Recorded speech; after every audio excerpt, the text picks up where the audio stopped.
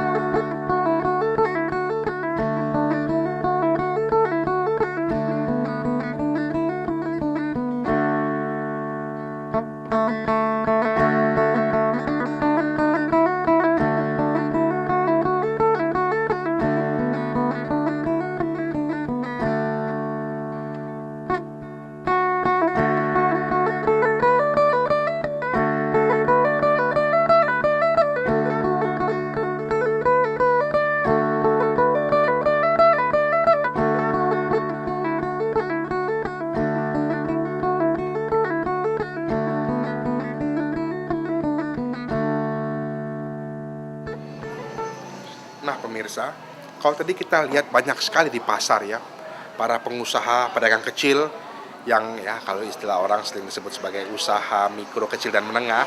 Sekarang kita berada di Bank DKI, kita ingin tahu apa sih peranan Bank DKI? Nah, katanya bank kecintaan warga khusus ibu kota ini. Di mana peranannya? Khususnya untuk membantu para UKM itu. Kita temui aja mereka, yuk.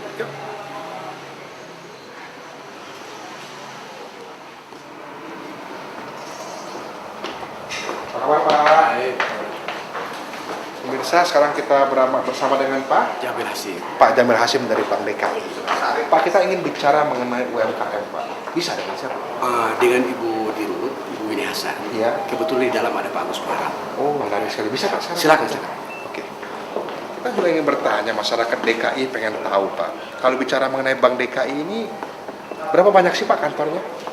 Kita punya 12 cabang, Iya. 30 cabang pembantu, Ya. dan 73 kantor kas Oke. yang tersebar di seluruh wilayah DKI Jakarta. Oke. Jadi kantor-kantor cabang itu untuk melayani nasabah Betul, ya. betul. Dan sebagai nasabah itu adalah UKM Pak ya. Ya, betul. Tentu yang kita prioritaskan adalah Jadi mungkin dengan memanfaatkan kantor cabang untuk melayani UKM ini, kita mengharapkan siapa tahu bisa mengurangi kemiskinan kriminalitas mungkin. Ya, Pak? kita harapkan begitu. Apalagi Bank DKI sebagai bank milik Pemda DKI Jakarta tentu kita konsen terhadap pengembangan UMKM di Jakarta. Di mana Pak kita temui langsung Pak? Silakan. Oke, yuk. Oke pemirsa, kita temuin langsung.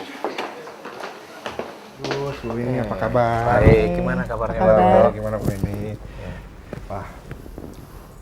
Pemirsa dimanapun Anda berada, seperti yang saya ceritakan tadi terkait dengan UKM, di mana juga terkait juga dengan pembiayaan akan usaha UKM ini. Nah, kita beruntung sekali karena kita dapat bertemu dengan Bapak Agus Muharram yang merupakan deputi daripada Kementerian Negara Koperasi dan UKM Pak ya. Juga Bu Winia Hasan yang merupakan Presdir daripada Bank DKI.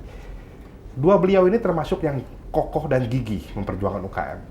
Akhir-akhir ini kalau kita dengar berbagai media, ada bahkan Presiden Dr. Haji Susilo Bambang Yudhoyono sendiri ikut terjun langsung Pak Agus ya. Apa Pak itu Pak yang rame-rame akhir-akhir ini Pak mengenai UKM? Ya, sebetulnya semua upaya yang dilakukan oleh pemerintah tidak lain adalah untuk mendorong sesegera mungkin terwujudnya kesejahteraan masyarakat, dalam hal ini kesejahteraan rakyat Indonesia, atau dalam arti lain adalah bagaimana kita bisa mengurangi atau bahkan menghilangkan kemiskinan. Kemiskinan jadi yang kita perangin bersama itu Pak Sehingga ya.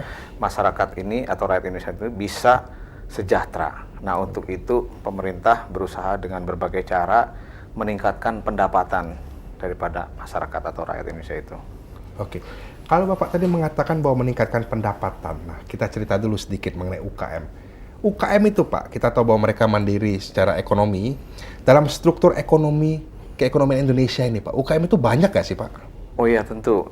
Jadi menurut data terakhir atau penelitian terakhir yang dilaksanakan oleh BPS bekerja sama dengan Kementerian Koperasi, jumlah UMKM ya, usaha mikro kecil dan menengah di Indonesia tahun 2006 itu mencapai 48,9 juta unit usaha, atau 99,99% dari unit usaha yang ada sekarang. Dan dari 99,99% tersebut, diantaranya adalah 96% itu adalah usaha mikro.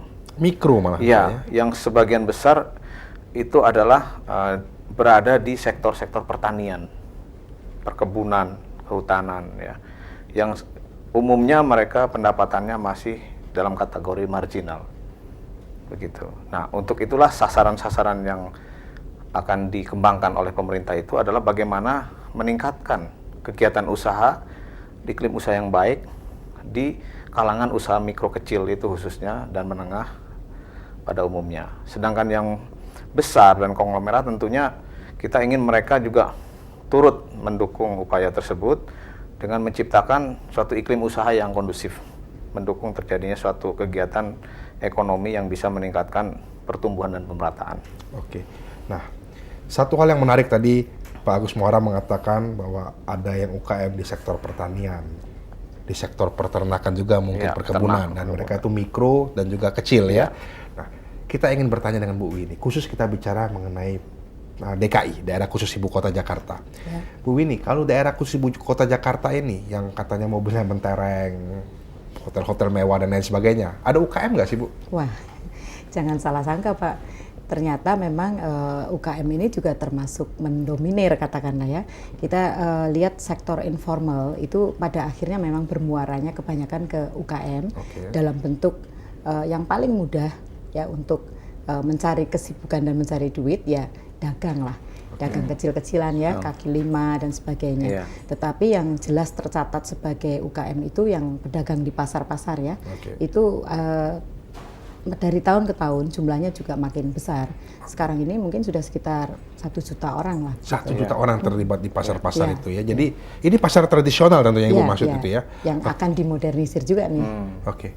Nah, di sisi lain kalau kita lihat mengenai pedagang di pasar tradisional, apalagi yang dikatakan tadi kaki lima, mungkin pemirsa juga tahu sering berhubungan langsung kaki lima beli barang begitu ya Pak Agus ya.